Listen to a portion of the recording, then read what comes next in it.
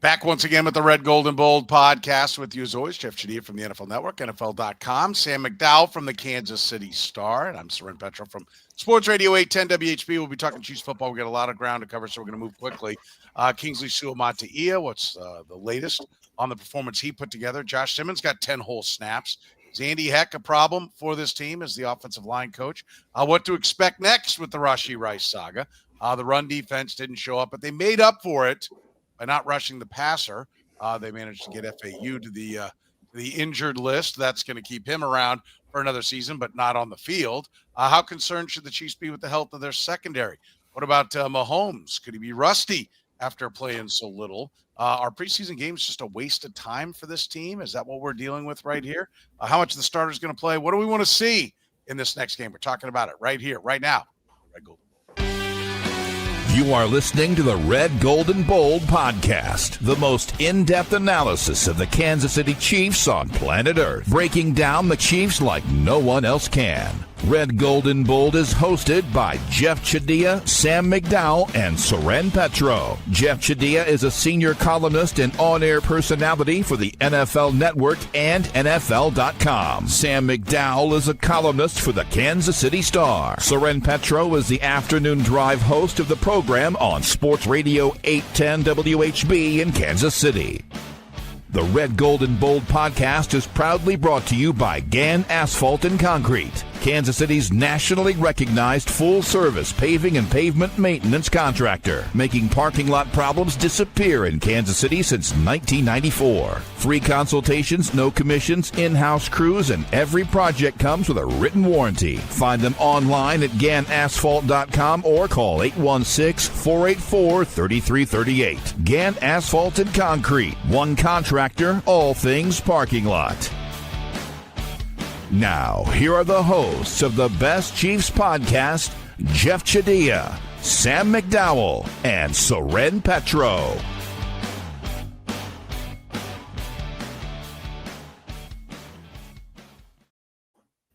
Thank you very much, Curtis. We do appreciate it. Off and running here on a Tuesday night. Remember, if you're catching us via the podcast, you can be a part of the conversation. Already got folks lined up in the chat room. If you join us, 9:30 p.m. Central Time is when we are streaming live as we say hello to Temecula, James, Brad. Oh, Tommy's there. What we do without Tommy slinging barbs. Terry, hello to everybody joining us here live in the podcast, guys. Let's jump in. Kingsley Suamataia, to me, that's what this game was all about, Jeff. How is he going to play? There was good. I think it needs to be pointed out, but there was also bad. What's your takeaway from the 10 snaps we got to see out of Kingsley Suamataia? Well, it'd be good if he was playing for Jim Harbaugh, right, or the Baltimore Ravens, and they were going to run the football. Or Chuck Knox or Marty Schottenheimer. A game. Yeah. I mean, it's great that you can be a good run blocker, but this team is built to throw the football. And look, I feel like I've been saying this all off season. Like, everybody's talking about Josh Simmons, left tackle. Like, that's all that needs to be fixed here. And in real time, we're seeing how problematic Kingsley Suamataia can be, or left guard can be, if they don't really find an answer there.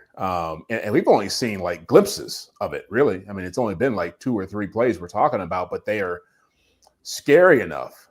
And what you get is a realization, and Sam has made this point too, about just how good Mahomes has been when he's had, good interior line play. And the tackles are what give him problems, but we've never really seen, at this level at least, him have potentially inferior interior line play. And it can really be an issue for this team and for him, with everything they want to do. I mean, forget about just, how bad he looks. I mean, he could get the quarterback hurt, seriously, with the way this is heading. So I don't know how this is going to play out.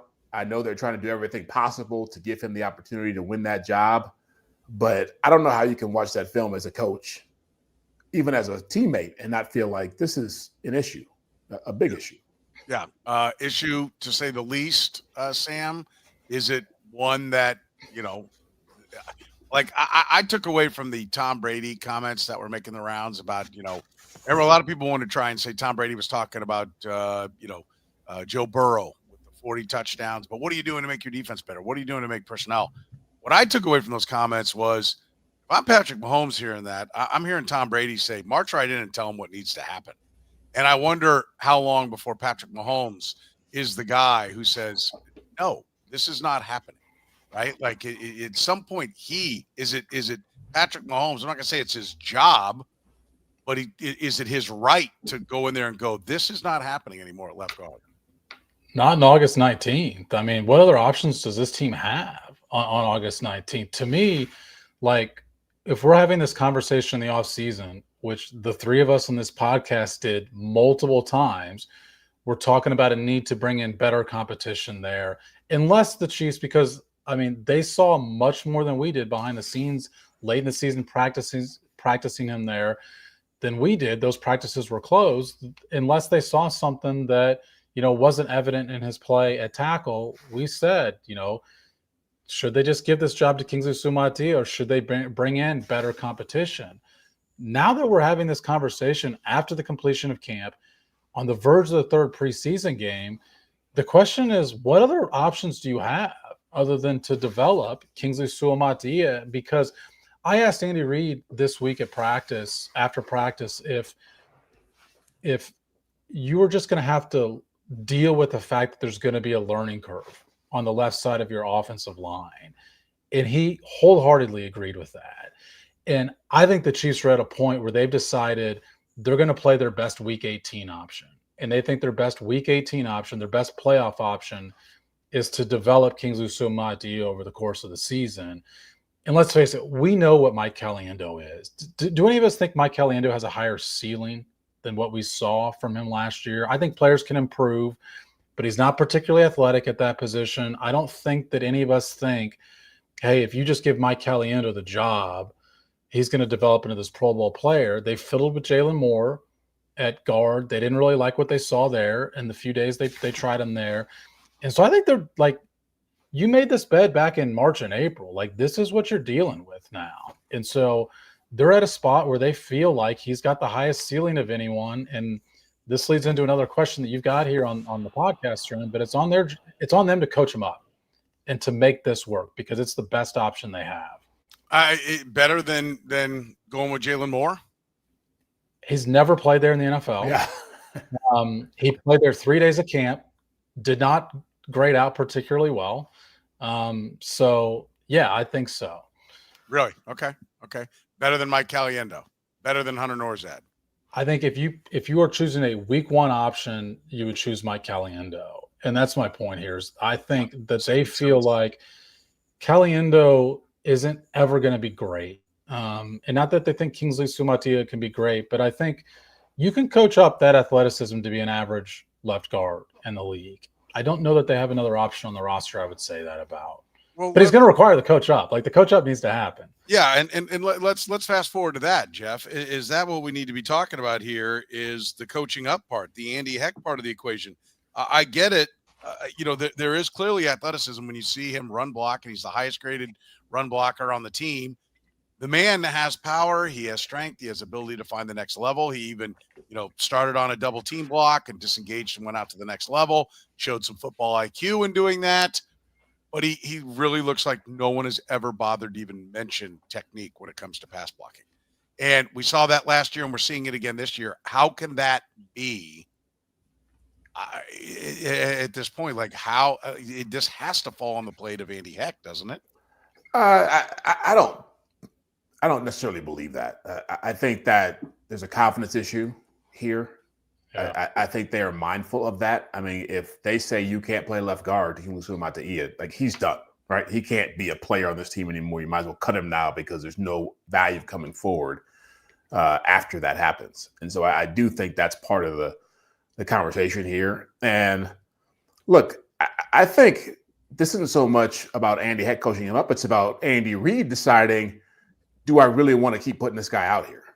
I think that's an Andy Reid call, because clearly this has been an Andy Reid call, him going to left guard, him not having competition at left guard, and him being where he's at now at left guard. So I don't think Andy Heck can do what he can, try to make it work. But to me, this is very similar to the Kadarius Toney situation, where they kept thinking he can be this, he can be that, he's got these qualities, but it wasn't translating onto the field. I think they have an idea about, hey, Kingsley shows this. We see this in the run game. We see some of these measurables, but it's not showing up. And at some point, that's on the head coach to decide, this can't be our answer here. Yeah. I don't know. Andy Heck, the issue here, Sam? Yeah, I'm with Jeff on this. Like, I think possibly, yes. I think you have to at least say that that's possibly part of the equation here. But I just also think possibly not. And, I mean, they do have a really good center. They do have a really good guard. I think he's shown capability of coaching up guys. I think Simmons looks more prepared than most rookies would in this situation, although he's still got, some things to work on as well. But I mean, this is a team that's trying to make this work. And that decision is not Andy Heck's, in my opinion. I think it does go above his pay grade on forcing this to try to work. And, I guess to add some context to this, we all agreed that showing from Kingsley Suamataia, what was it, 11 snaps, how many ever snaps that he played in Seattle was alarming from a pass blocking perspective. I counted 3 times where this is a loss from – and I think he's not engaging quick enough from a pass protection option. I think he's waiting on guys to come to him. When you give too much space, they slide right by you. And we see some aggression and run blocking to where I can see what if the Chiefs see that film, they're like, we got something here. Like, there's something here. And that is where it does fall, like I said earlier, on the coaching to make that work, because if the guy shows – there's 3 running plays where he just dominated his guy in a span of 4 or 5 run snaps in that game. So I still think, and I guess my larger point is, it hasn't looked great in the preseason. There was 1 bad snap in Arizona. There were 3. And to where this is what, 1/2 of football total he's played, not even, and we've counted 4 bad pass protection snaps. Like, that's a bad day for a left guard. So, I am no way saying that he's had a good preseason. I guess I'm going to allow the opportunity that he can get better, because he's a second-year player, but he's still a first-year left guard. Like, the Chiefs are the ones that have moved him to left guard, and this is still really new to him. Yeah. 10 snaps, by the way, to be official, for him, and 21 in 2 games and 4. That looked like, ooh, this is rough. Yeah, and I mean, at the 21, not all 21 are pass pro, right? So, right. And so the pass pro grades they're on the floor. I mean, it's PFF's grading them. It's a 20-something. It's awful. I mean, and it is going to be a problem. How much of it, Jeff, though, will it get better just playing together with Josh Simmons? And what do you see on Josh Simmons? I think that he's looking the part. I don't know if he's seen a pass rush. I know Boya Mafe is had some. I think he had a good year last year or a year before. I think he had 10 sacks. I think he was matched up with him from what I saw on most of the pass protection plays. I think he was solid. I think we're not going to know what he is until we see him against Max Crosby or Nick Bonito or whoever else, big name pass rusher you want to put out there. And by the way, this is illustrating, as I said earlier, how him being good doesn't just make the offensive line problem go away. He can be solid. And every defensive coordinator in this league is looking at that film of this left side of this offensive line and trying to figure out, okay, left guard's a problem. How can we exploit that with the other guy who's a rookie? Because they got to be able to communicate on stuff. They haven't even seen any kind of real twists and stunts and really exotic things coming their way yet. That's going to be, as good as Josh Simmons has looked, he's going to have his ups and downs too. That's part of life as a first-year player in the NFL. And so what you hope is that his ups and downs don't come on the same day when Kingsley Suamataia is having his downs, because it could be really ugly then. Yeah. What do you see on Simmons, Sam? Yeah, I mean, I thought he had his ups and downs in this game. I mean, I think because this is a funny thing, because Jeff's right. He's made this point.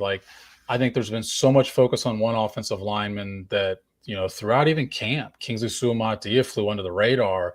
Then the games happened, but now it's been the inverse thing, which so much attention's been on Kingsley Suamataia that I thought Josh Simmons was okay in the second game. But no one's talking about that because Kingsley Suamataia had 3 really bad pass pro reps.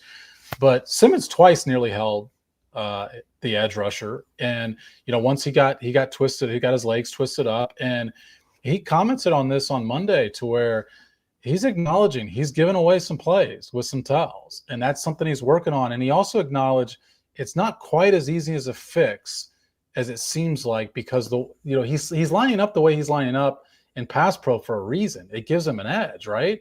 So you lose that edge, and suddenly you do lose a little bit there. And it's quickness that you lose. You got to adjust quicker.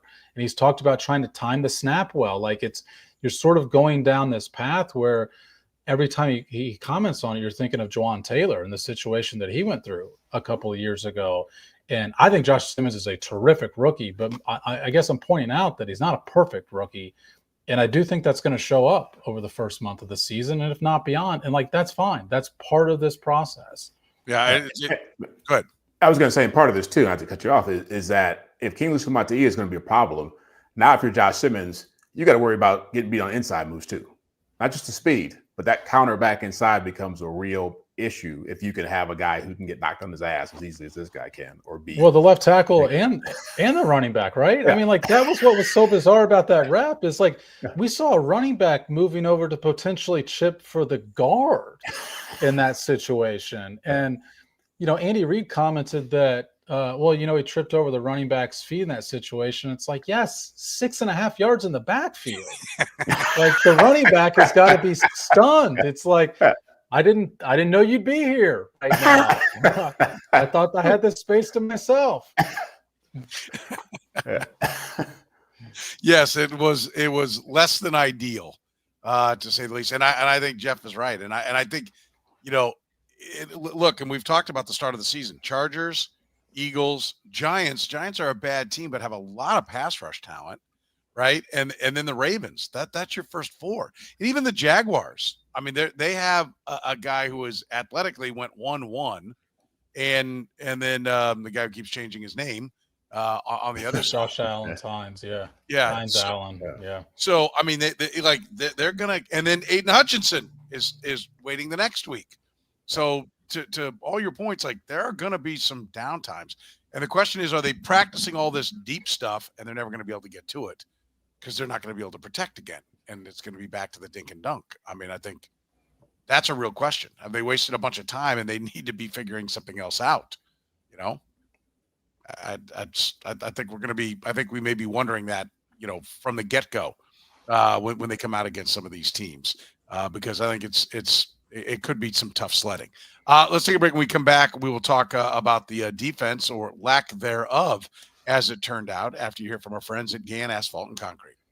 Gann Asphalt and Concrete, proudly serving the greater Kansas City area. Nationally recognized full-service paving and pavement maintenance contractor. Locally owned and making parking lot problems disappear in Kansas City since 1994. Let Gann educate you about the most cost-effective way to solve your parking lot problems. Free consultations, no commissions, in-house crews. Every project comes with a written warning. Gann Asphalt keeps your parking lot safer and helps you and your business avoid unnecessary delays and costly expenses. Find Gann online at GannAsphalt.com or call 816-484-3338. Gann Asphalt and Concrete. One contractor, all things parking lot. Northland Injury Law, Kansas City's Google 5-star rated personal injury lawyers, serving KC for more than 40 years, voted Kansas City's #1 accident lawyers, helping people with serious injuries from car accidents, work accidents, falls, and other personal injuries. Northland Injury Law doesn't get paid unless they get money for their client. Don't wait, get compensated now. If you have a case, text HURT to 22222. That's HURT to 22222, or call 816-400-HURT. That's 816-400-4878. The choice of a lawyer is an important one and should not be based solely upon advertisements. Jeff, I'll let you have first shot at talking about the defense, or, what was supposed to be defense, run defense, problem, pass rush, non-existent. We're going to get into the secondary getting banged up. What's your takeaway from what you saw defensively? Are you ready to proclaim them elite? Yeah. I'm still gonna sit on that one just another week or so. This is my big speech about not taking too much away from preseason.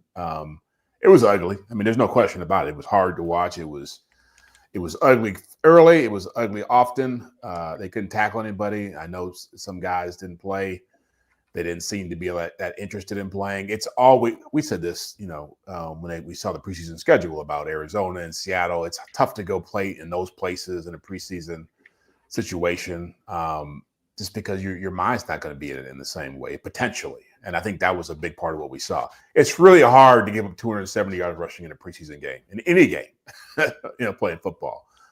So I imagine Steve Spagnuolo wouldn't thrilled watching that tape, and I'm sure some guys are going to hear about it, but I'll also give them a little bit of a break and say this was more about Seattle wanting to go off and be aggressive and the Chiefs not really matching that intensity. Yeah. Okay. I definitely think that was the case, that the Chiefs didn't want to be there. They wanted to be anywhere but there. And the Seahawks wanted to make a statement. Is it just that easy? You explain it all, Sam, or there's some real problems on defense?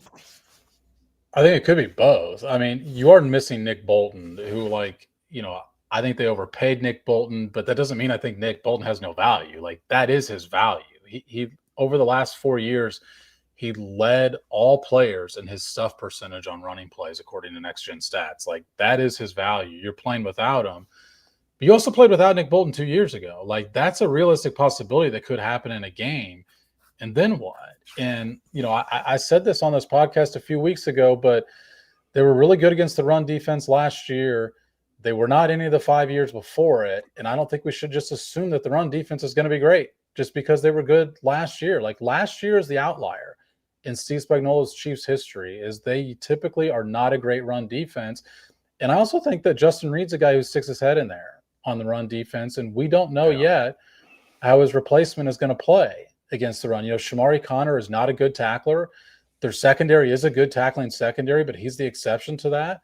And so I think, like I said, that this assumption that, okay, they figured out the run defense, I don't think that necessarily carries over another year. I think you can be worried about the run defense even absent that performance in Seattle. You could think the preseason means nothing and still think, does this run defense have enough up the middle? Listen, I do think that's a question mark, because after Mike Piniella, who else is a guy that you say is out there to really stuff the run, right? I know Derek Nottie was out there. I mean, maybe I'm going to end up looking like a fool. Derek Nottie was really good. I think there's probably a pretty good chance they're going to have a chance to get Derek Nottie back at whatever number they want. I don't even know, where did he go? I just keep hearing that. Jets.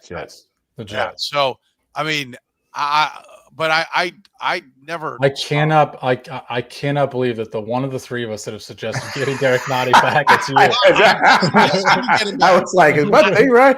I'm not suggesting to get him back. I'm just saying that I think they're going to have the opportunity, because I think he's going to get cut. And, there's some, guys can't quit certain, bad and bad significant others seem to hang around a lot.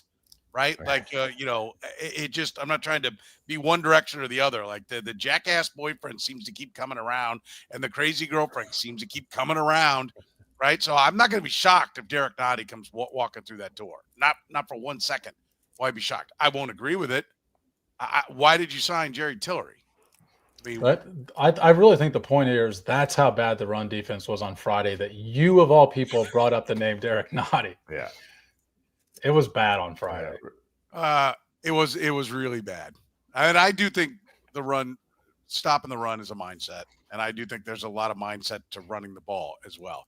Seattle had it. The Chiefs did not. And Nick Bolton, I think, matters a lot. I think it could be a good thing for him, to be honest, is because I wonder if the Chiefs players thought that the run defense could be an issue this year. They thought, you know what, we emphasized this last offseason. We played well against the run last year. Exactly what I said about I don't think other people should assume the run defense is going to be good again. It's entirely possible the players thought it too. Like, what better time to learn that lesson than you can't give up 124 yards just to running backs in one quarter and think that your run defense is going to be okay. No. And there was a lot more to it as well. They didn't get after the quarterback either, right? Where is the level of concern on the fact that they are generating no pass rush, like just on a win, just somebody go beat a guy, is not happening anywhere, Jeff. Yeah, without Chris Jones being on the field. I mean, this is what we discussed all offseason as well. I mean, can this defense really produce a pass rush when 95 is not a factor or not involved? And that's a big question. It's funny because we didn't really talk about this a lot over the past year, but they had 57 sacks in 23 when they won the Super Bowl. They had 39 last year. And the year before, or previous year before, they had 60.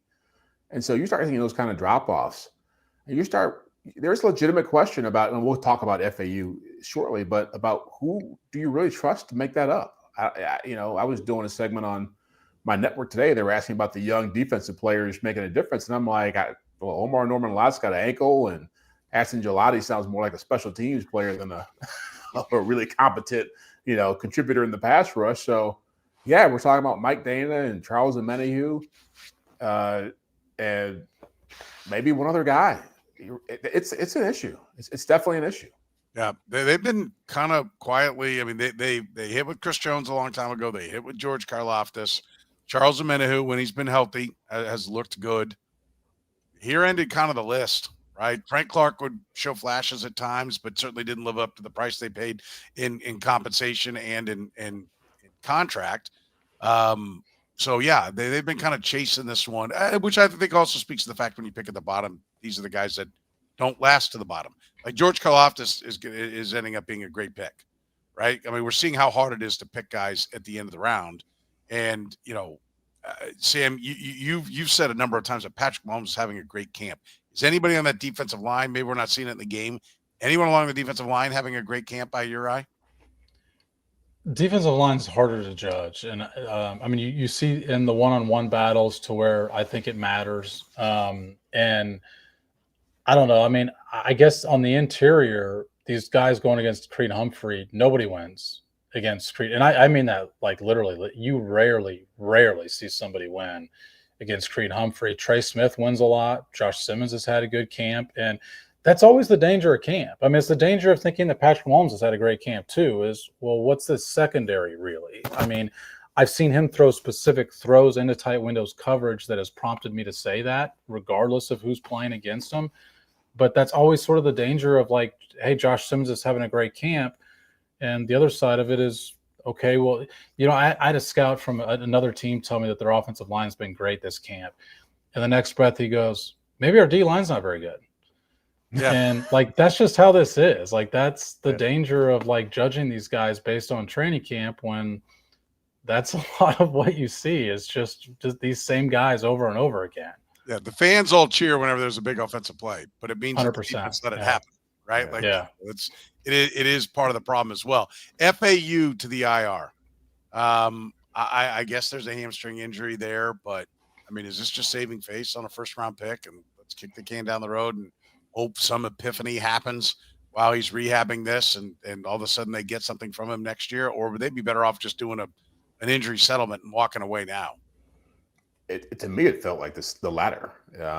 I've never seen a hamstring strain end up with a guy going on season-ending IR in August. I don't see the medical, so I don't know what's all involved in this, but it seemed pretty extreme, and it seemed like a great opportunity to actually, get some salary cap relief and not have to worry about discussions about him. I mean, it still seems early for this coaching staff to make that kind of decision about a guy, but there has been nothing that I've seen or heard from anybody that was suggesting that he was ascending. And maybe this is a way to make it easier on him to move on. And I feel bad for the guy because he's still a young player. Someone told me he's not even 23 yet. So he's still almost a baby when it comes to playing in the NFL. And maybe he goes somewhere else and has a better opportunity to. I think he turned 23 in January. Oh, he's just turned 23? Yeah, okay, he's drafted at 21. 20, so he's 20. Yeah, showed up at 20.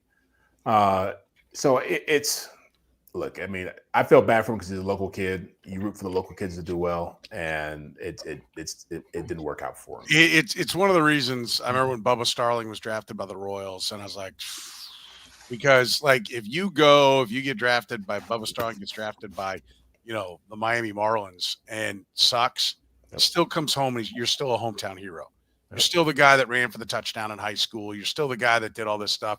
And I think the same thing of FAU. You're still the former Big 12 player of the year. You're still the K-State icon. You're still the Blue Springs South, right? I think it was Lee Summit High, yeah. You're still the Lee Summit, icon. No, when you get drafted by the hometown team, it doesn't work out. You're the bust. Drew Lock. Yeah, all that other stuff just fades away. Drew Lock is still at least Simone winner. Like, yeah, I mean, you make a really good point, Soren. And it's why this is it's an unfortunate story. I did see a lot of reaction, like as if this was proof this was a bust of a first round. Like, we knew that this first round pick was not shaping up. Like, we've seen the last 2 years. We saw that he was playing with the third team in training camp. An injury of him being out for the year is not any sort of proof of what this pick was. The last 2 years have been proof of what this pick was. And you can get into whatever debate you want about why they made the pick, about, Clark Hunt not wanting to trade out of the first round. The fact is, this is who was at the top of their board at that time. And doesn't mean that there was a stud available, but you could have picked somebody else. And this just, for all the reasons that we've mentioned, and I do think the hometown thing is one of them that needs to be considered. It just wasn't the right pick. Like, this was not a pick that worked out. When you look at who came right after him, by the way, Joey Porter Jr. was the next pick. Yeah. To the Pittsburgh Steelers. Will Levis, no. Sam Laporta, good player. Michael Mayer, okay. Steve Avila, center, has been at least a solid player, good player for the Rams.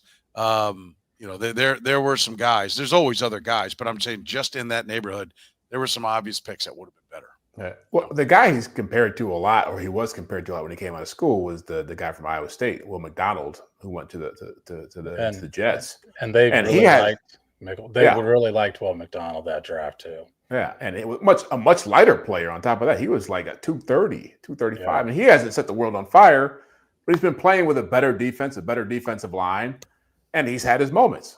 And so that maybe, a guy like FAU, maybe he has a career like Solomon Thomas, who's with the Jets now, who was the number 2 overall pick a few years ago with the 49ers, who was not a tremendous player, but he wound up with the Jets, so a better defensive line. And I think he's the kind of player who needs to be with a lot of dogs around him, where he can jump in there, get a few sacks based on matchups, but you're not going to put him out there and have him dominate the way this team needed him to dominate.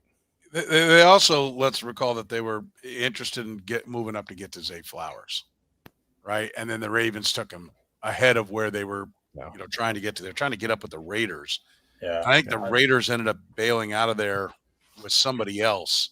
That was one of the rumors that they were trying to get to Zay Flowers. That didn't work out. And so, it is proof that you can have things you want to do, but getting it done isn't always easy. Yeah, there were a few players they liked that year. Zay Flowers was one. I think that if you guys remember, Will McDonald going 15 was stunning to teams. Yes. He was projected to potentially be available in the Chiefs pick, and I know that they really liked Will McDonald. I know they really like Zay Flowers, and I think they like Jahmyr Gibbs. Yeah, I think they like. Well, I think they like Jahmyr Gibbs, but he went real early. He went like 8, 12, 9, 12. Okay, and then I think they like Mozzie Smith too from Dallas, who also has not exactly set the world on fire. But I don't think they were expecting none of those guys to be available.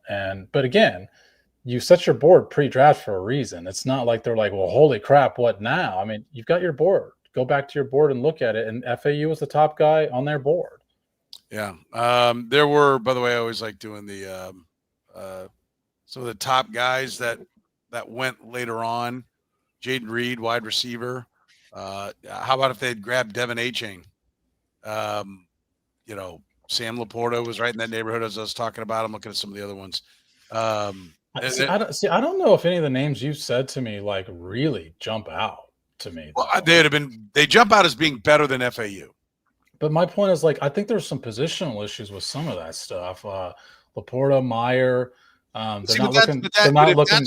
But sorry to interrupt you, but I will say, don't preach best available. They don't take best player available. Well, I think they should. I think teams should. But I think there are teams that do.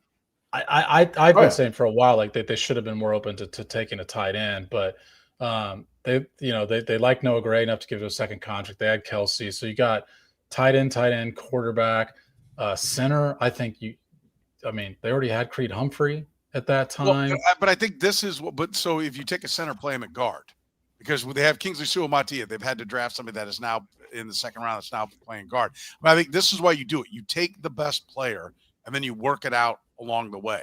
But, if they didn't take the best player, this is an advertisement on why you should. Yeah. I don't think you should always take best player available. I think in a lot of situations, but I just think there are exceptions. Like, you better make sure that center can play guard. I mean, we're seeing the Chiefs try and turn an offensive lineman into a different position right now, and we let our podcast with it. Good. Yeah, and they may have thought FAU was the best available player at that time. I mean, he didn't work out that way, but they may have felt that way.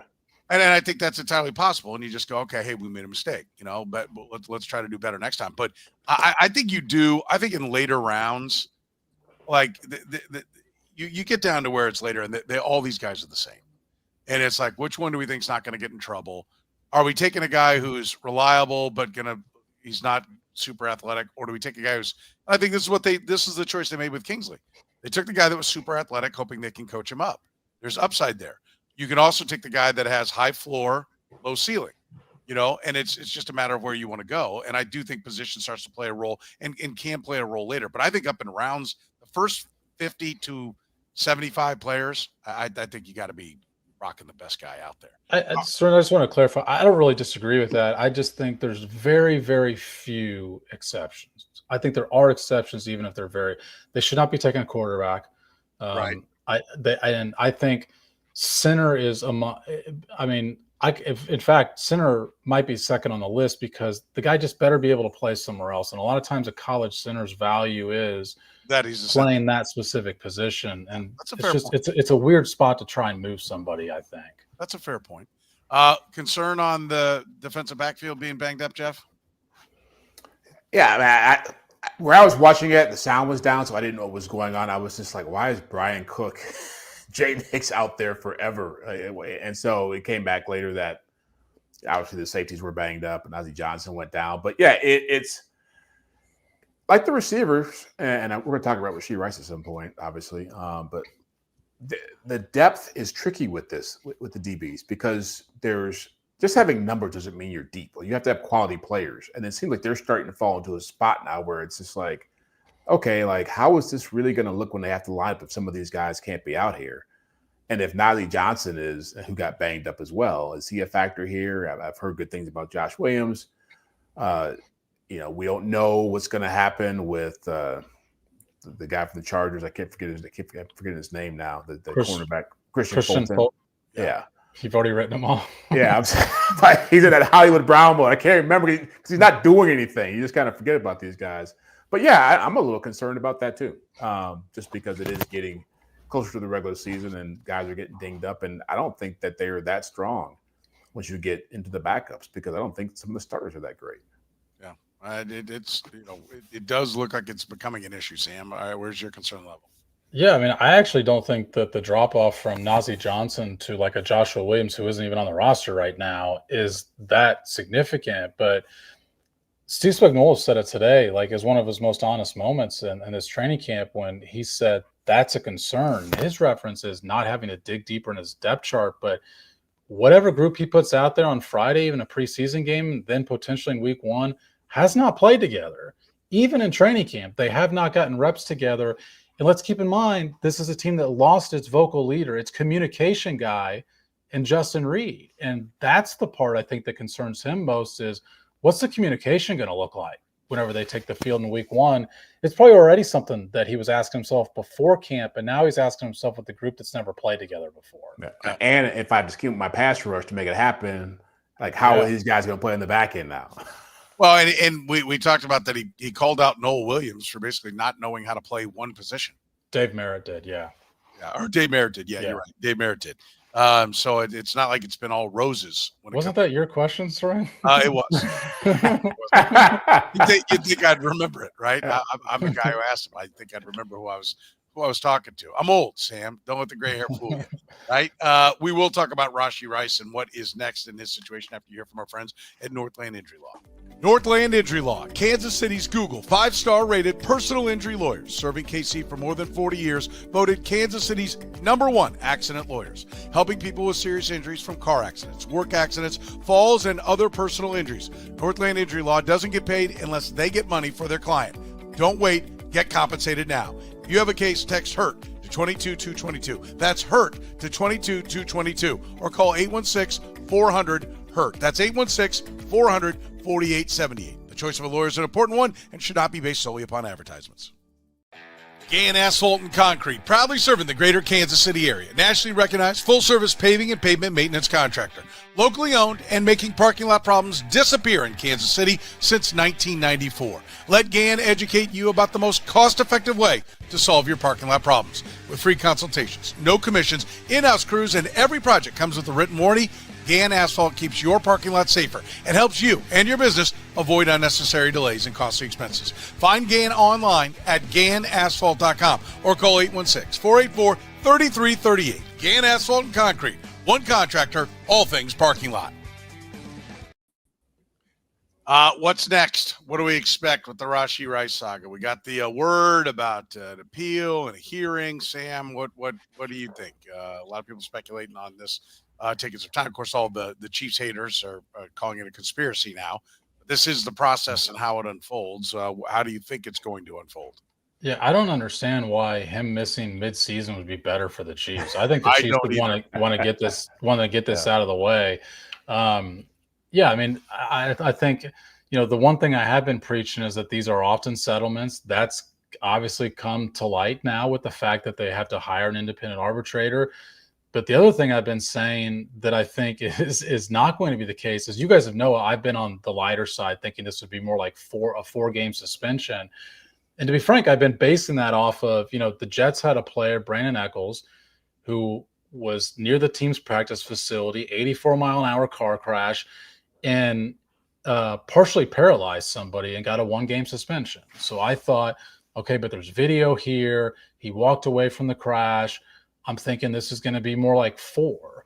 To go from that situation with 1 to potentially like half a season or 10 with this feels like a lot. And I'll tell you, as soon as I heard that there was an independent person that was getting involved, I think from a Chiefs perspective, you should have said, uh-oh.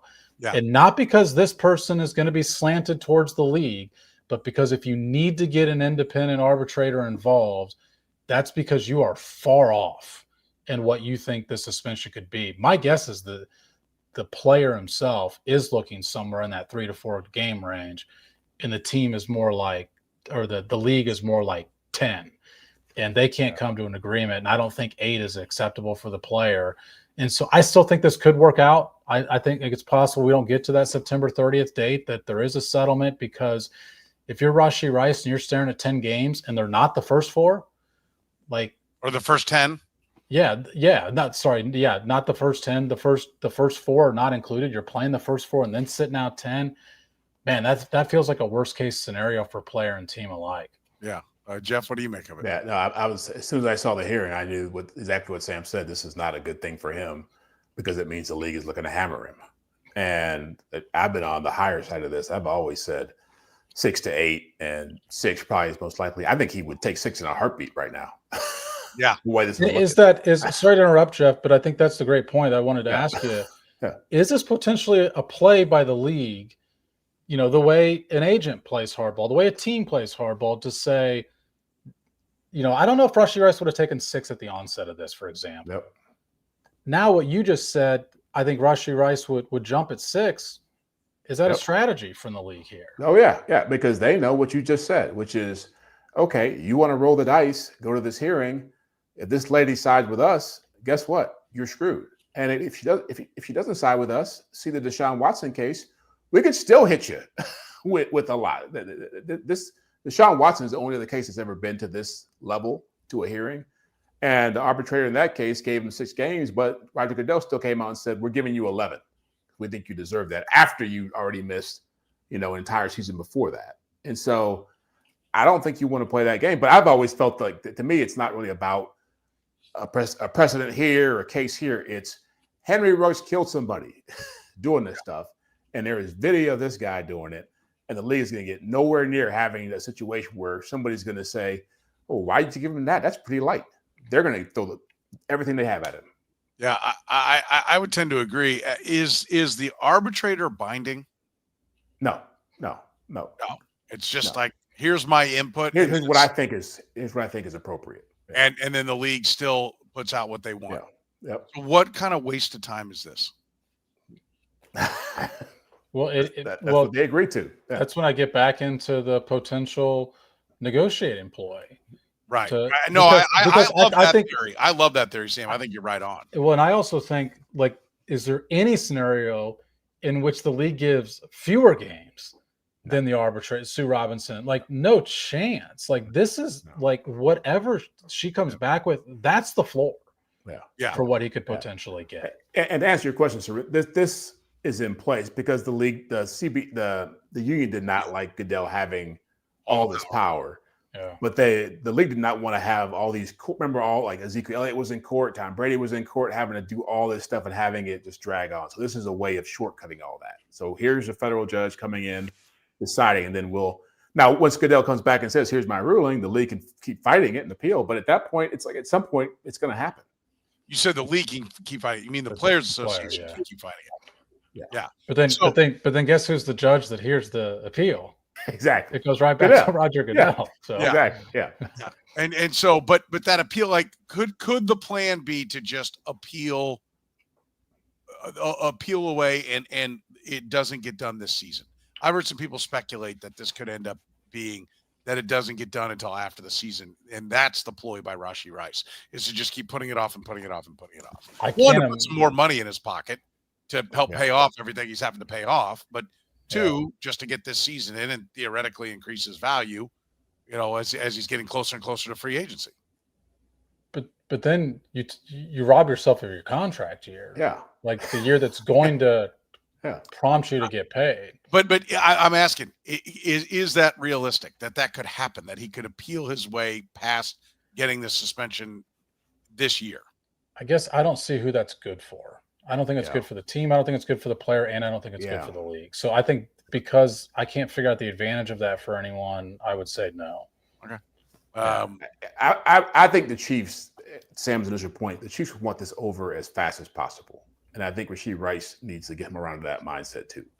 It would not surprise me if this thing doesn't even get to the hearing and he just agrees to something. 100%. Yeah. I can see that happening. That somewhere in here that the league, like Sam said, the negotiating ploy, they're talking 10 and they tell him, okay. And he's like, damn, I would have taken the 6 if they'd given it to me now. They go, okay, you ready to take 7? You ready to take 8?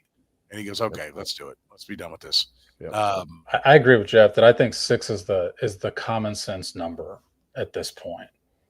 Yeah. I've always thought, I'm with Jeff. I was always on the higher end of things. You guys were. And like I said, my rationale was just because I thought there was precedent for this sort of thing. I think the problem there is you use the term rationale.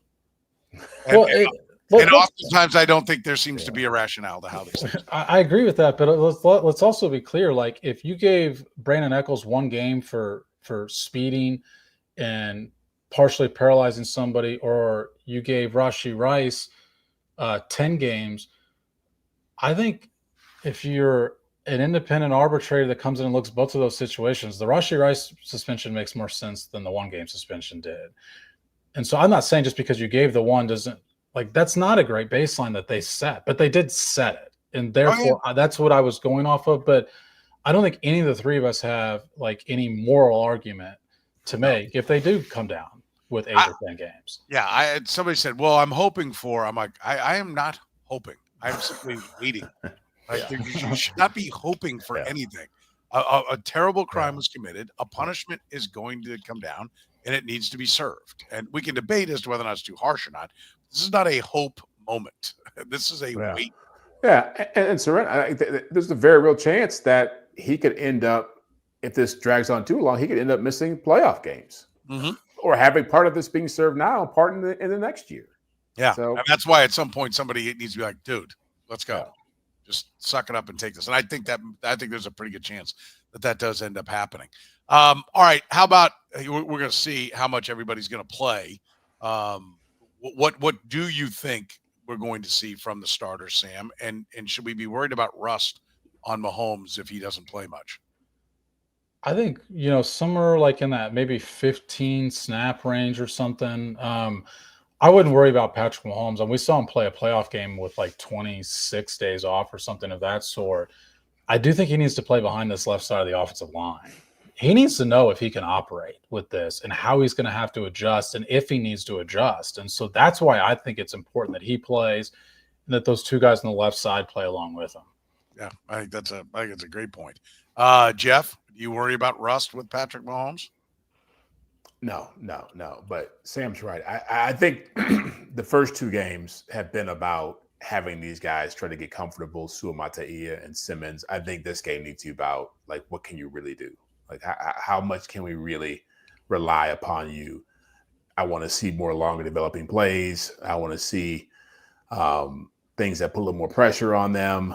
I just think it's time. It's time to really see how good can this be and how bad can it be? Because you're playing some really aggressive defenses in the first 4 weeks. And as you just rattled off that litany of pass rushers. And yeah, if they don't have a plan for that coming out, I don't care how much you want to throw the football down the field. It's not going to happen if you can't trust these guys in front of you. Yeah. Do the Chiefs even need to be playing preseason games? Like when you see the lackluster effort they put forth against Seattle when they're not really playing folks. I mean, is the league in general, like, I'm definitely in favor of let's quit screwing around and get to 18-2. That's coming, and we know it's coming. Let's go. But you're not even getting guys play that, everyone's like, oh God, we're losing a preseason game. You still don't play anybody. If there was one, would we see them actually play some guys? I don't even think so. Well, I'd say the Chiefs need it because Andy doesn't like doing joint practices. And so a lot of these teams that don't put their players out there, they're getting that work in joint practices, which I think is a lot more productive. I think you are able to set up certain situations. Yeah. Oh, yeah. If you go watch joint practices, they're I mean, people get caught up in all the fights and everything, but that's because guys are going hard. I'd rather watch that than watch some second, third string guy who's not going to, or third or fourth string guy who's not going to be playing get most of the time. I mean, most of the Chiefs games you're showing the people on the sidelines post reaction. The joint practices I used to watch at River Falls were a complete waste of time. I thought. I mean, all it was fight after fight. It's just changed a lot. It has. They actually get worse. I mean, I have not watched one in years, so I rely on you. It has. They are productive. Guys get things done. Well, how many fights do you see talked about, on SportsCenter? Well, the league owns SportsCenter now. Or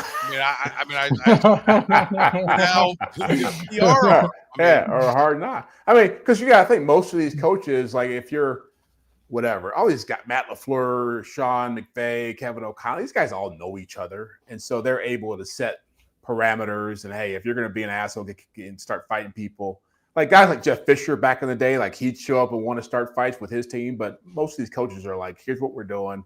Here's why we're doing it. Let's get our work in. And you can get really good work in those, way more so than you can in. As we just talked about, who is Josh Simmons going against right now in the Chiefs camp that's really going to show him how tough he can be? Yeah. We can get 20 good reps in a joint practice session. It's fair. I mean, I get, you go to these practices. I do not. I just remember Mike Ditka and the Saints rolling in, complete waste of time. Vikings rolling in with Childress up at River Falls, complete waste of time. Wow. I mean, they were shit shows. I mean, it was like everything was stopped, and then everybody come running over from other drills and everything. And I was like, this is not. If they've got, I don't understand why the league doesn't just say, we're going to have you do those. We're going to bring officials, and we're going to penalize you. We're going to fine you. This is it is money. Yeah. Well, I mean, that's what I'm saying. Full price for those preseason games. Well, write it into the. Well, I understand they make money off the preseason, but I'm saying on the joint practices, I don't understand why you don't legislate that. Like, hey, the officials will be there, and if they see anything, and you've got video of everything, and we'll slap fines and suspensions on you. Mm-hmm. I mean, no.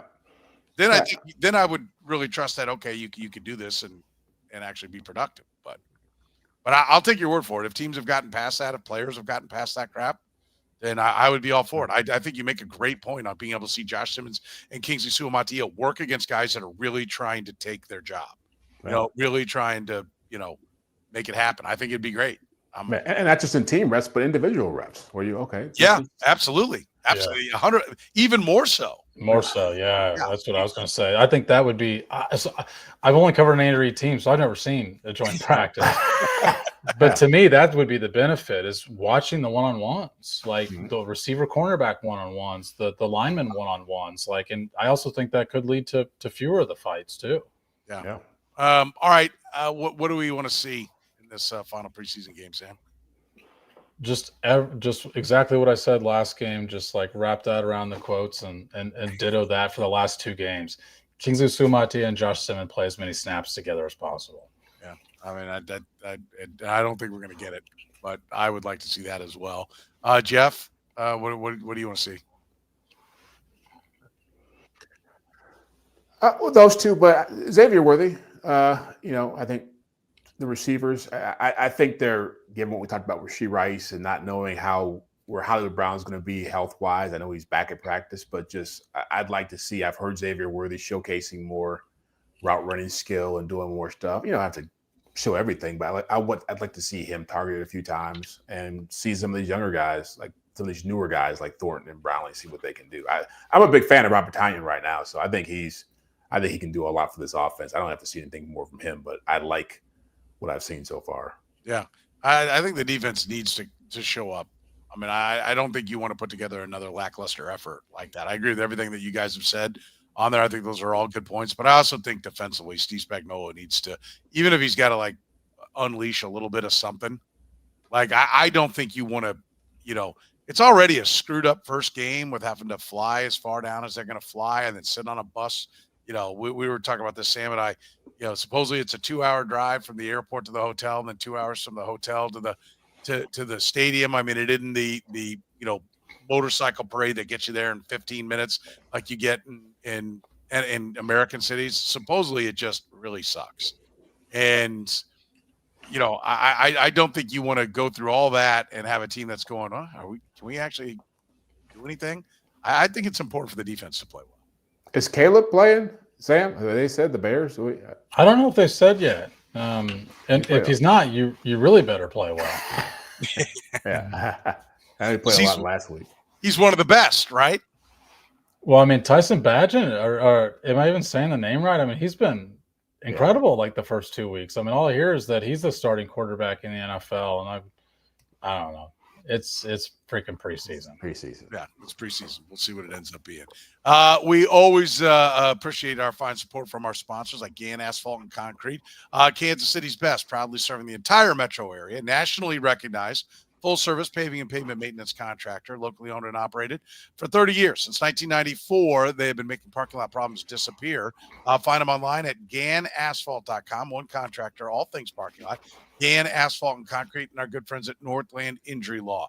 If you've been hurt in an accident, if you have a case, text HURT to 22222 or call 816-400-HURT. That's 816-400-HURT. Google 5-star rated personal injuries, voted Kansas City's #1 accident lawyers. That's Northland Injury Law.